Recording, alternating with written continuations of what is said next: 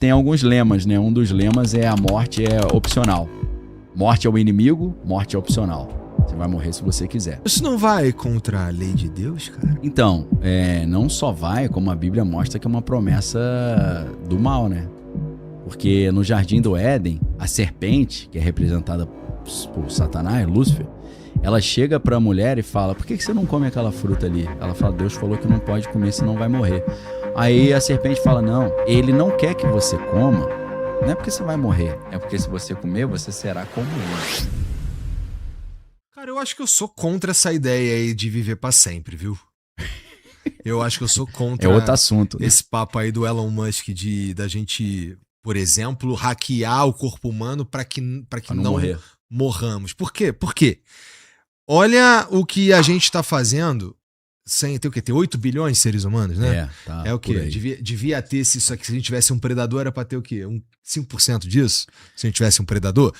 Sim. Então, o homem é o lobo do homem, né? O próprio homem, o predador é o homem, né? Tanto que a gente fica Segundo fazendo merda Thomas com a gente Hobbes, mesmo né? o tempo inteiro, né? De fato, eu concordo com ele. Thomas Hobbes. O homem é o lobo do homem.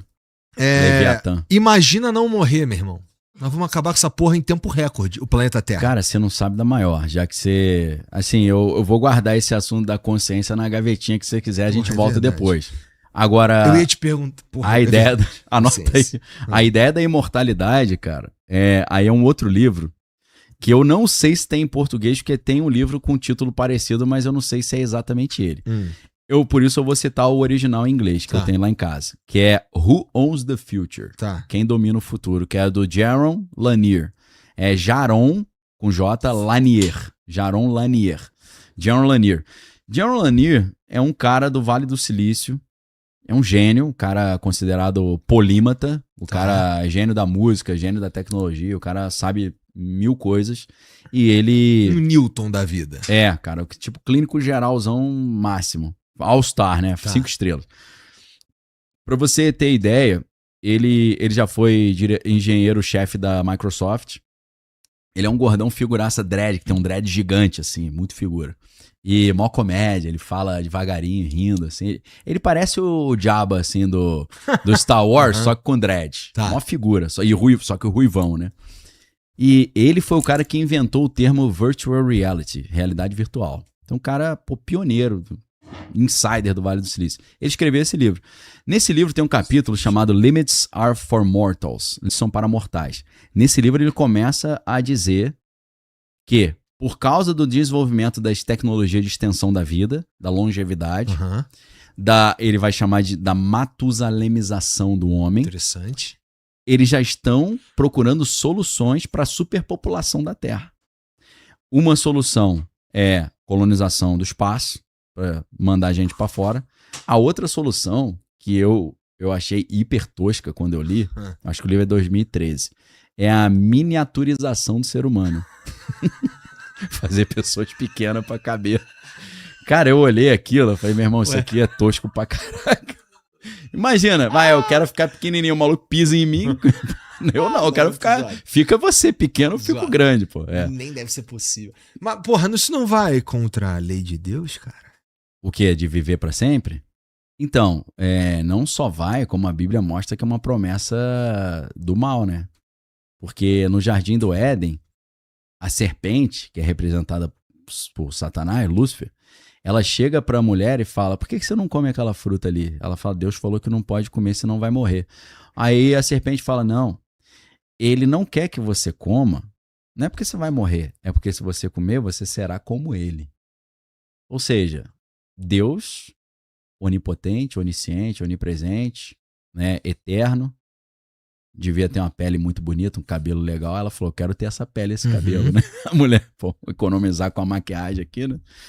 Então, esse desejo de ser como Deus, e Deus é eterno, é uma coisa que a serpente que fica botando pilha. E a torre de Babel? Não era a galera... Deus também não deu uma porrada nos caras tentando chegar lá? Aquilo ali eu acho que é algo parecido com o que está sendo feito agora da inteligência artificial. Porque se você consegue ter uma supermente, você vai achar solução para tudo. Até a solução para a imortalidade. E a inteligência artificial fala todas as línguas. A única coisa que limita a inteligência artificial, claro, né? Você dá essa ferramenta para um ser humano. A única coisa que limita o ser humano com essa ferramenta não é a língua, não é nada, é só o que ele consegue, são os limites físicos e a imaginação, tá ligado?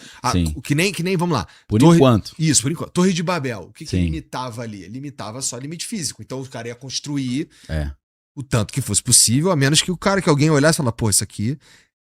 Não. Mas eu vejo tudo isso como metáfora. Também. Eu creio que existiu uma torre física, mas como metáfora é muito interessante, porque mais do que a estrutura arquitetônica, você tem o propósito. Exato. O fato de ser uma torre, tudo isso, né? O propósito é você chegar até onde Deus está. E segundo o Flávio Josefo, no livro História dos Hebreus, ele como judeu ali relendo a Bíblia, ele interpreta que o objetivo de Nimrod, que seria o suposto construtor da Torre de Babel, era chegar até Deus, mas antes de chegar até Deus é ser uma torre tão alta que se tivesse um novo dilúvio, é tipo assim, se Deus quiser me matar de novo, não vai conseguir. Eu vou ficar blindado da vontade de Deus. Então é se proteger do novo dilúvio, que é por isso que ela teria que ser muito alta, mas chegar até o trono de Deus e matar Deus para vingar os antepassados que morreram no dilúvio. Porque a Torre de Babel é logo na sequência do dilúvio, né? E é um ato de rebeldia, porque Deus fala... se espalhem pela terra. Os caras falam, não, vou ficar tudo reunido aqui na península do Sinar, que representa ali a atual Iraque hoje, né? Que é na Babilônia, né? Por isso que a Torre de Babel dá origem à Babilônia. E o que é interessante é que a Bíblia é lotada de trocadilhos linguísticos, né? Então, Bab, em hebraico, é torre. E El é Deus. Então, Bab, El, separado, é a torre de Deus. Mas junto, Babel, se você junta tudo, significa confusão. Ah, é? É. Aí Deus fala, isso não é torre de Deus, não. Vou criar uma confusão. Aquilo que depois, em latim, ficou conhecido como confusio linguarum, né? Que é a confusão das línguas. Então, Deus hackeou a inteligência artificial para que os computadores não conseguissem mais conversar um com o outro e não conseguir evoluir em progressão geométrica, né? A própria ideia, assim, abrindo outra aba, a própria ideia de você de você tentar ser Deus por meio de pesquisar a imortalidade, por qualquer meio que seja, por si só é falho. Não é? Como tu vai ser... Assim, se a gente... Primeiro que eu não acho que esses caras partem da ideia, eles dizem, suponho, que estão buscando ser como Deus ou algum tipo alguma imortalidade ou qualquer coisa, ainda que seja a Torre de Babel ou o objetivo final da inteligência artificial. Não é possível porque a gente nem compreende o que a gente está fazendo. Veja, como é que eu vou me colocar na posição de Deus se eu não consigo entender o que é a matéria escura, por exemplo? Ou se eu não consigo entender aquilo que a gente está falando no começo, que tem a ver com a consciência, de eventos quânticos. A gente observa sem entender até agora. Né? É muito difícil de entender. Qualquer tentativa nesse sentido de metizar Deus é naturalmente falho, porque nós somos uns merda, né? Isso pros caras, até para quem acredita em Deus como uma pessoa, né? Sim. Eu não tenho, vou te confessar que eu não vejo Deus como um cara, entendeu? Sei. É uma outra coisa. Sei. Inclusive, sobre isso, tu já ouviu falar na teoria do ovo? O que a gente está fazendo aqui? A teoria do ovo é que essa realidade, isso que a gente está vivendo aqui é um ovo. Tá bom. E o que sai de um ovo? Sai uma nova vida. Algo nasce de um ovo, né? Só que dentro do ovo, aquela vida se prepara para sair do ovo. Isso. Né? Tem um processo. Isso, tem um trâmite. A teoria do ovo, ela vai dizer que primeiro tu tem que admitir que a gente não entende o tempo direito, tá? Para essa teoria que faz sentido. Né? A teoria do ovo prevê que todos nós somos a mesma consciência, tendo todas as experiências ao mesmo tempo durante toda a história da humanidade. Sim. Então, se você morrer agora, você pode renascer como uma menina chinesa plantando arroz 300 anos atrás, tá ligado? O tempo não funciona como a gente imagina. O que emerge disso? Emerge um ser que é a soma de todas essas experiências. Que é a soma de todas essas experiências e nós seríamos e teríamos o que a gente chama de Deus é o gestor desse experimento. ovo. Isso. Tá ligado? O que é uma pira muito interessante também, saber que assim, imaginar que eu vou, que eu sabe, porque sabe qual que é a minha maior dor com a mortalidade? Não vou poder ver o que vai acontecer daqui a 100 anos, cara. E eu tô vendo tantas transformações incríveis. Eu vi o mundo sem internet. Eu pago as minhas contas com o mundo com internet. Tá vindo a inteligência artificial que promete revolucionar mais do que a internet. O que vem daqui a 100 anos? E essa é a minha maior frustração. Sabe qual é? Eu não vou ver o que vai vir permanecer nesse período. Eu não sei o que a gente vai inventar de muito foda. A gente pode se matar também, né? Exato. Então... Geralmente dá errado, né? Estatisticamente a chance de dar errado é sempre maior. Mas na teoria do ovo, eu vou estar lá pra ver também. Entendeu? Mesmo não estando, vai estar, né? Mesmo não estando, eu vou estar. Quando eu tiver colaborado com o experimento. Toda vez que eu fui um babaca com alguém, eu fui um babaca comigo mesmo, no fim das contas. E vou te falar, cara, se o cara entrar nessa e acreditar nessa, ele tem o potencial de ser um babaca menor. Porque se tudo que eu faço contigo eu tô fazendo comigo mesmo, claro. Que é mais ou menos o que Jesus disse. Até se você for egoísta, você fala, cara, eu não ligo de fazer covardia com os outros, mas não gosto de que façam comigo. Então também não vou fazer com o outro, porque eu e ele são mais ou menos a mesma coisa. Eu acho essa muito... Eu vi essa teoria num vídeo de um canal que eu gosto, que é o Kurzgesagt, e que eles chamam, como o nome é muito complicado, In a Nutshell. É um canal de animação. Maneiro. E é só ciência o tempo inteiro. Show. E umas piras assim, tipo, uns exercícios, tipo, como seriam alienígenas. What if? Isso, umas paradinhas assim também. Então legal. Me amarro muito. Eles fazem, são um dos canais mais antigos do YouTube. Acho que é o canal que se eu fosse falar assim, um canal do YouTube que tu curte pra caralho, esse é um. Legal. Tá ligado? Acho que eu não me lembrava desse não, esse cara. É bom, valeu a gostar. Dica aí. In a Nutshell. Tem umas versões em Mas se você pesquisar In a Nutshell, In a Nutshell, tá em português tem versão em português, como é que eles chamam em português? Uma casca de nós. Não é exatamente isso, mas em poucas palavras. Em poucas palavras, faz sentido. Em português boa tradução. Em poucas palavras, Mas eles fizeram poucos vídeos em português. É melhor ir pegar o original. O original, Muito foda, muito foda. Maneiro. Mas o que a gente tava falando antes mesmo? Então, cara, o último eu acho que era a questão da imortalidade. Isso, da imortalidade, pois é. Cara, isso pode parecer, assim, pra nós, um assunto de entretenimento, uma ficção, mas existe uma galera do alto escalão aí, do poder e da tecnologia que está trabalhando 24 horas por dia em cima disso. Inclusive, a última conversa do Elon Musk com o pai lá da Universidade da Singularidade, eu esqueci o nome desse cara, deixa eu ver se eu consigo pegar aqui, porque é importante citar, eu gosto de citar os nomes para a galera poder depois conseguir pesquisar tranquilo, né? Inclusive o cara tá com a camisa assim, Monetize Hope. Monetize a esperança. Né? É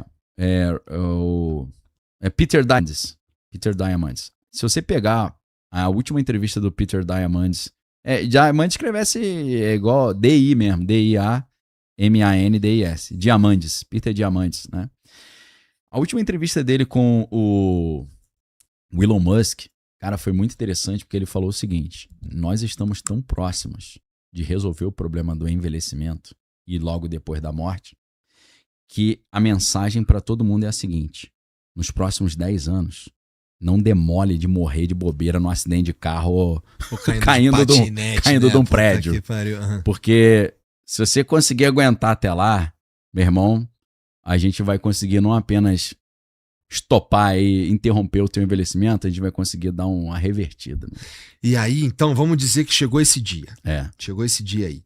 A gente, primeiro de tudo, vamos supor, eu chutaria que a gente vai viver um Elysium. Já viu esse filme? Me amarro. Mas é meio triste a história, né? Total. Porque a cura, a sociedade foda, as tecnologias, os caras não estão nem aqui, estão ali. Pra mim, a maior probabilidade é que isso aconteça. Provável, né? E aí, vamos continuar morrendo, sim. Quem não vai morrer é o Rockefeller. Sim. Né? É os caras que estão nos satélites, lá nas colônias, né, flutuantes. Que a Terra ficou só podrão, né? Mas se a gente fosse, Daniel, naquela ideia que a gente estava antes aqui, que a consciência ela é extra, somos alma e temos um corpo. Isso. E se a gente estivesse pesquisando, ao invés de uma imortalidade do corpo, uma continuidade da consciência?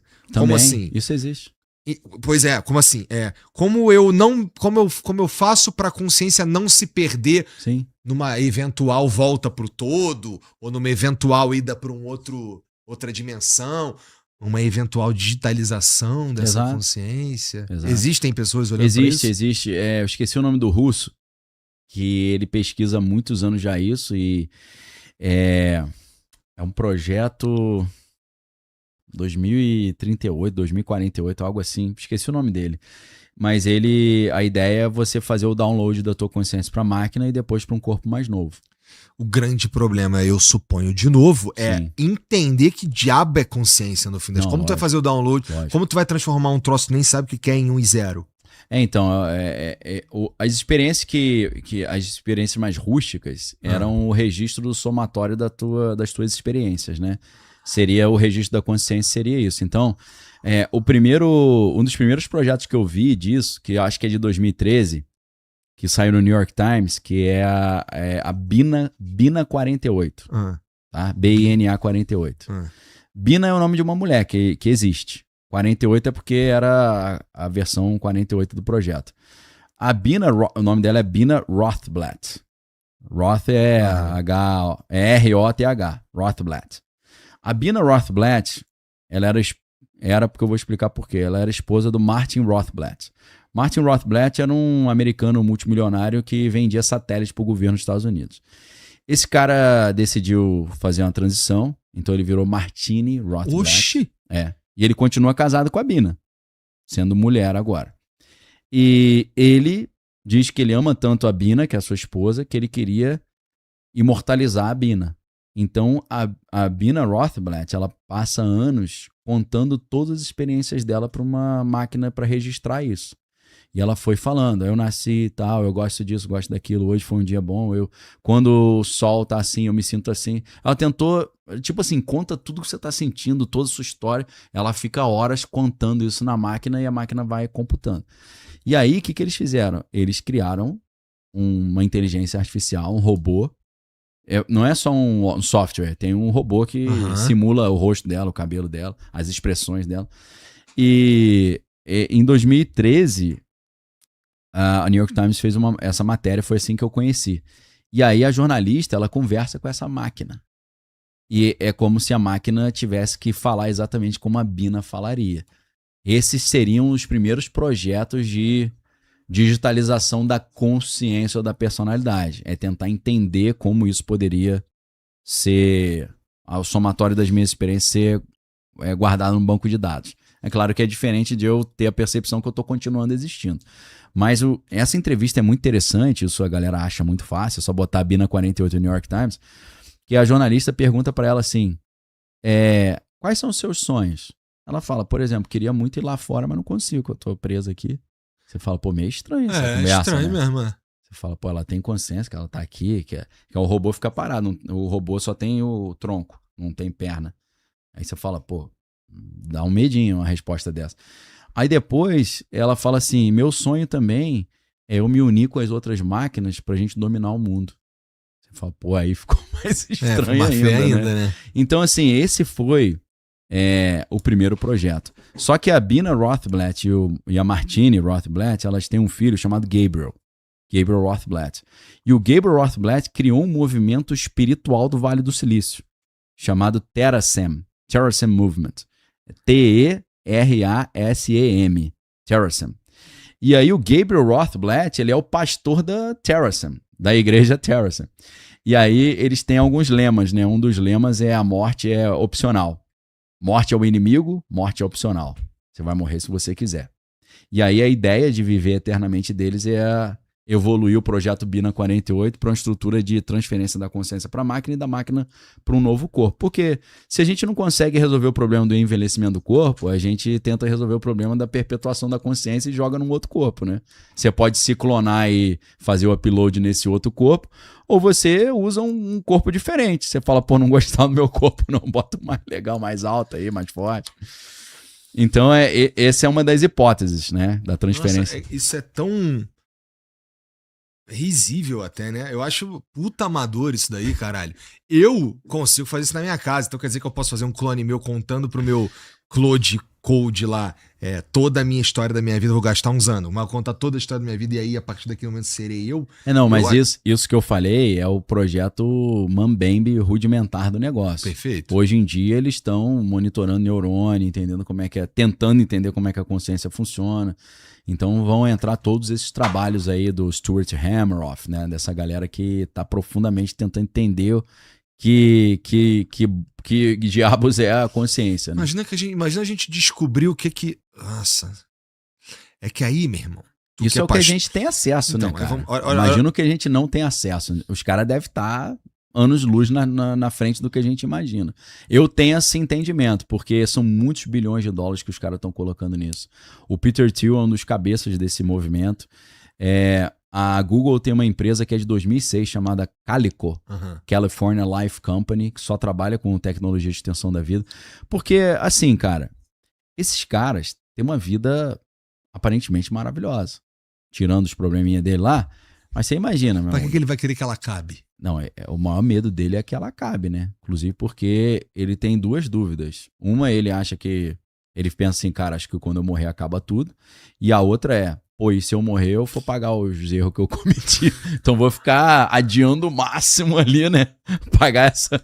Se o cara tá só parcelando a fatura do cartão eternamente. Vai dar mais tempo de compensar. Né? É tipo assim, quando você morrer, eu te pego, cara. Mas e se eu não morrer? Né, não? Então a vida é tão legal que eles querem perpetuar a existência.